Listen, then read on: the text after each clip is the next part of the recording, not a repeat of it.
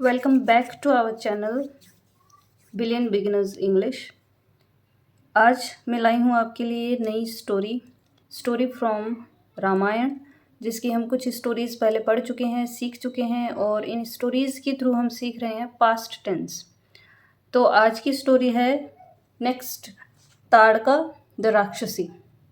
ठीक है, तो ताड़का का नाम सबने सुना है, और राक्षसी क्या होते हैं? डेमन्स, है ना, सबको पता है।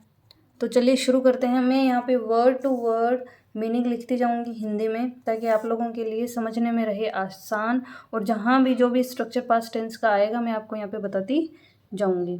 तो चलिए शुरू करते हैं।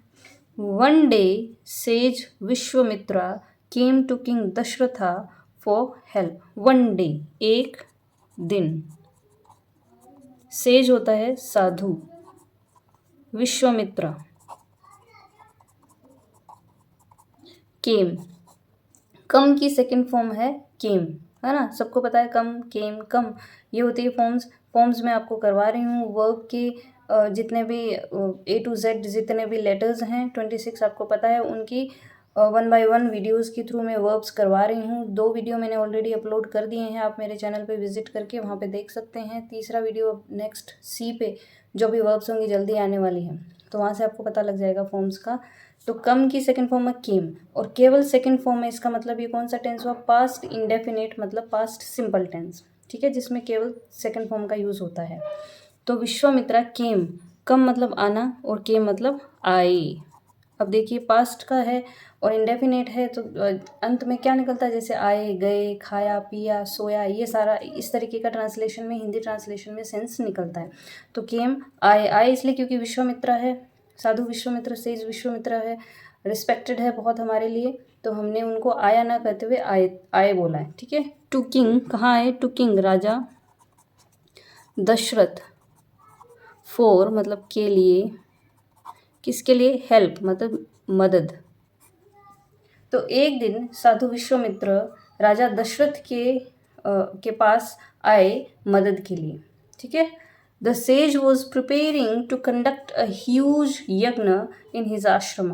द सेज, अब कौन से सेज की बात हो रही है? जो पहले आ चुके हैं, विश्वामित्रा। अब हम बार बार उनको विश्वामित्रा नाम यहाँ पे नया लेते हुए द लगा के सेज वर्ड का यूज़ करेंगे, मतलब वही साधु जिनकी बात पहले हो चुकी है, जिनका जिक्र पहले हो चुका है। तो साधु वॉज प्रिपेयरिंग, देखिए वॉज, वर प्लस वर्ब की फर्स्ट फॉर्म ING, यह होता है कौन से टेंस का फॉर्मूला? Past continuous tense. ठीक है, पास्ट कॉन्टिन्यूस टेंस में कोई काम लगातार हो रहा था के सेंस में ये यूज़ होता है। ठीक है, तो वो क्या कर रहे थे? वॉज प्रिपेयरिंग, प्रिपेयर होता है किसी चीज़ की तैयारी करना, प्रिपेयरिंग मतलब तैयारी कर रहे थे। तो वॉज मतलब थे, प्रिपेयरिंग मतलब तैयारी कर रहे थे, तैयारी कर रहे थे। टू कंडक्ट, कंडक्ट मतलब होता है किसी कार्य को करना। ठीक है, तो करना, क्या करने की तैयारी कर रहे थे? अ ह्यूज, अ मीन्स एक, ह्यूज मतलब बड़ा, है ना, विशाल, बड़ा। यज्ञ, यज्ञ होता है जिसको हम हिंदी में यज्ञ बोलते हैं। इन मतलब में, हिज मतलब उसका, उसके या उनके, है ना, तो उनके आश्रम में। तो the sage was preparing to conduct a huge yagya in his ashram.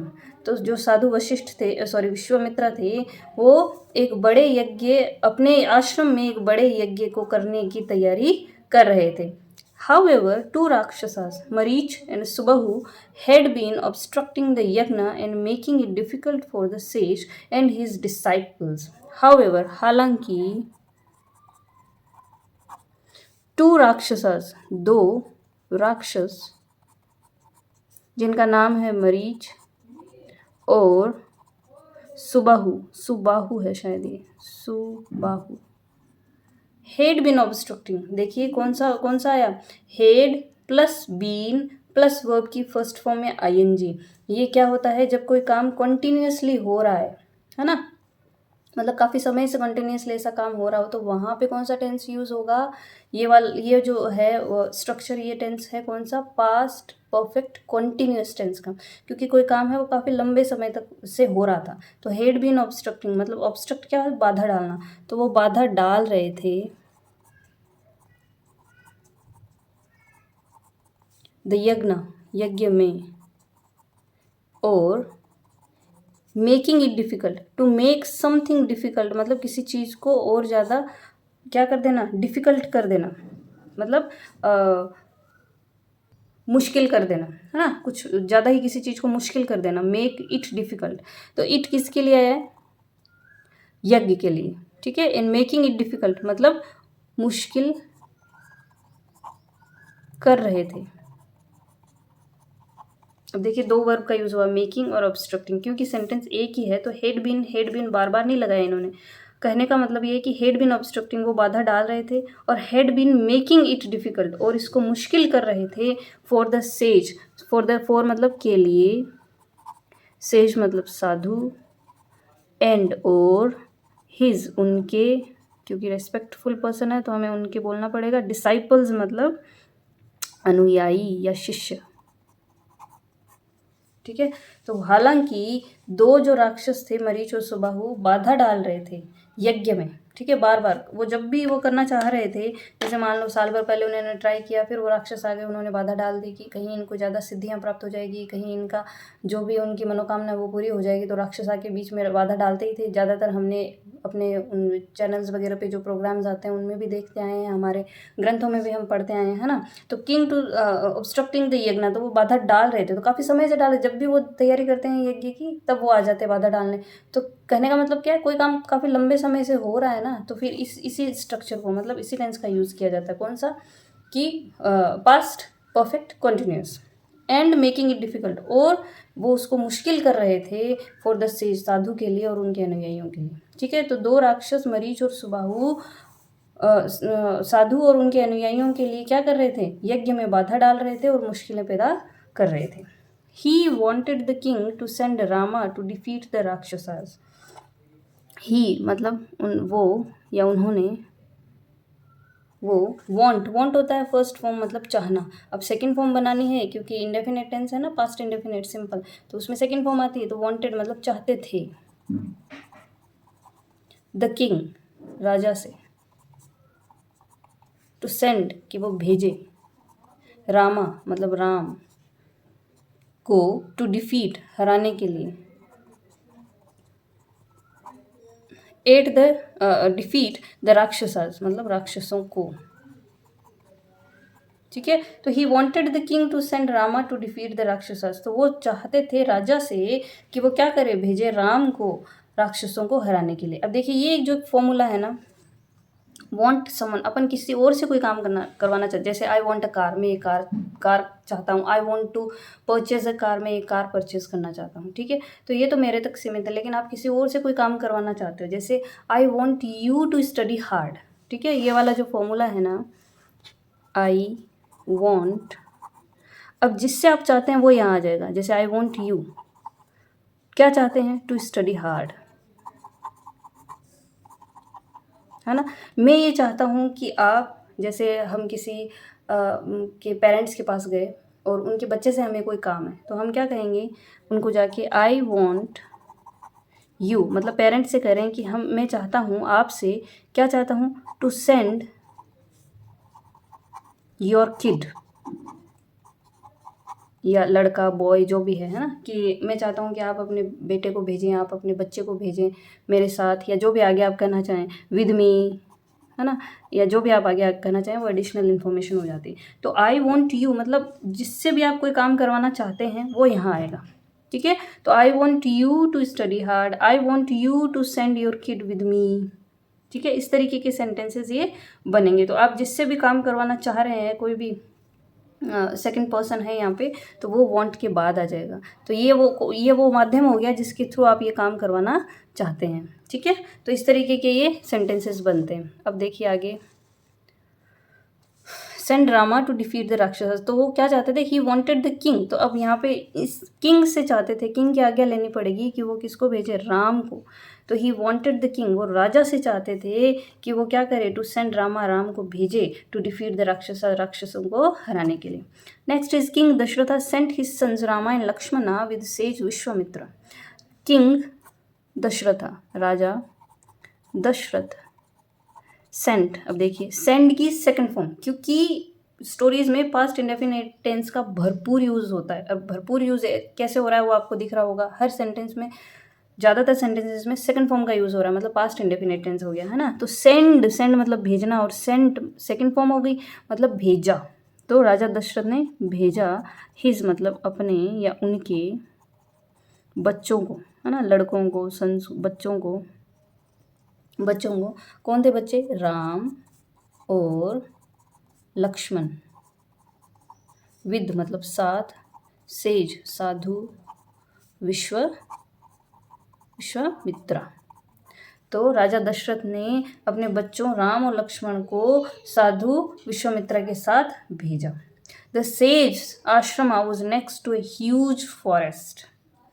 The sage, अब ये एपोस्ट्रोफी लगा के एस आता है ना, इसका मतलब है का, के, की। तो द साधु, द सेज मतलब साधु का, ठीक है। अब आपको का, के, की में से सिलेक्ट कर लेना है, अपने आप अंडरस्टूड है ये तो साधु का आश्रम, कौन से साधु का, जो विश्वामित्र पहले आ चुके हैं, वोज था, नेक्स्ट टू मतलब अगला या बगल में, तो अगला कह सकते हो या बगल में कह सकते हो, किसके, ह्यूज मतलब बड़े, फॉरेस्ट यानी जंगल। तो साधु का जो आश्रम था वो एक बड़े जंगल के बगल में था। As they were walking through that forest, an evil demoness, Tadaka, attacked them. As, जैसे ही, दे मतलब वे, अब वे कौन कौन हो गए, विश्वामित्र हो गए, राम और लक्ष्मण, ठीक है, वो जा रहे हैं साथ में। वर मतलब थे, क्यों, क्योंकि दे प्लूरल है, बहुवचन है, तो वर आ गया। Walking through, walk through is a phrasal verb, जिसका मतलब है गुजरना कहीं से, ठीक है। तो वॉकिंग थ्रू, वर वॉकिंग कौन सा टेंस हो गया, आईएनजी लगा है, वॉज वर है, फर्स्ट फॉर्म में आईएनजी लगा है, मतलब पास्ट कंटिन्यूअस, मतलब वो गुजर रहे थे, ठीक है। तो जैसे ही वे गुजर रहे थे, दैट फॉरेस्ट, उस जंगल से, ठीक है। An evil demons, evil, AEIOU, evil sound है ना, तो AEIOU, इसलिए यहाँ पे एन आ गया, ठीक है। तो एन इविल, इविल मतलब बुरी या दुष्ट कह सकते हो आप। डेमनस क्या होता है, दैत्य या पिशाच, असुर, दानव, जो भी आप कहना चाहो, जिसका नाम क्या था, ताड़का। अटेक, अटेक होता है आक्रमण करना, सेकंड फॉर्म हो गया अटेक्ड, ठीक है, तो आक्रमण किया। मैंने आपको बार बार बताया, ट्रांसलेशन जब करेंगे इंडेफिनिट टेंस का, पास्ट इंडेफिनिट टेंस की सेंटेंसेस का, तो अर्थ क्या निकलेगा, हुआ, खाया, पिया, किया, गया, सोया, आया, ये वाला सेंस ही निकलेगा। तो आक्रमण किया, देम मतलब उन पर, ठीक है। तो as they were walking through that forest and evil demons Tataka attacked them, जैसे ही वे गुजर रहे थे उस जंगल से, एक दुष्ट दैत्य ताड़का ने आक्रमण किया उन पे।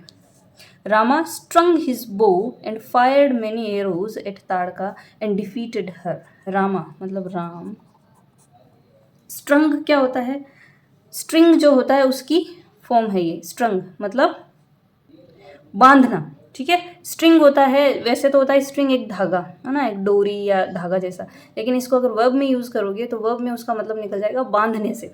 तो स्ट्रंग सेकंड फॉर्म हो गई, मतलब बांधा, राम ने बांधा, हिज मतलब अपना या उनका, बो क्या होता है, धनुष, धनुष को बांधना पड़ता है ना पहले, डोरी से उन्होंने उसको बांध लिया। एंड और फायर्ड, फायर की सेकंड फॉर्म है फायर्ड। फायर क्या होता है, एक तरीके से जैसे बंदूक के लिए यूज़ करते हैं, फायर का मतलब हो गया चलाना, तो वैसे ही है चलाना, तो यहाँ हो गया चलाया।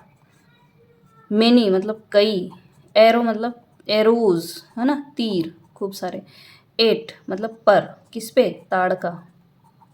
एंड और डिफीटेड, डिफीट होता है हराना, डिफीटेड है सेकंड फॉर्म है, मतलब हराया, खाया, पिया, सोया, गाया, हराया, हर उसको, ठीक है। तो राम ने अपना धनुष बांधा और कई तीर चलाए ताड़का पे और उसको हराया।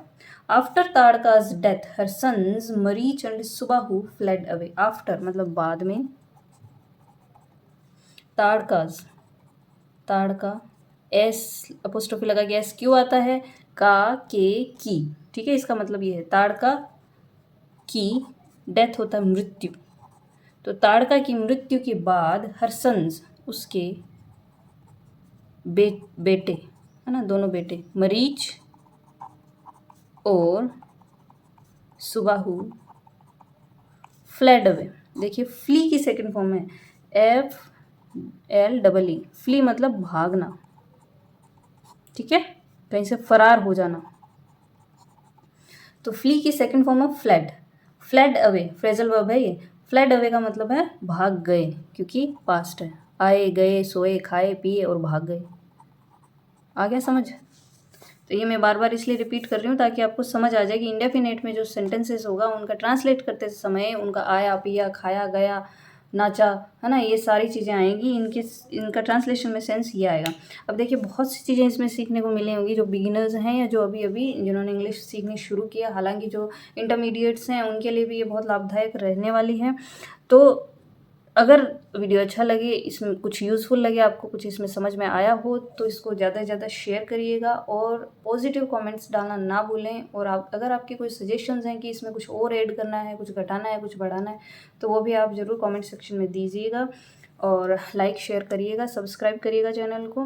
मिलते हैं नेक्स्ट वीडियो में, till then bye bye, thank you.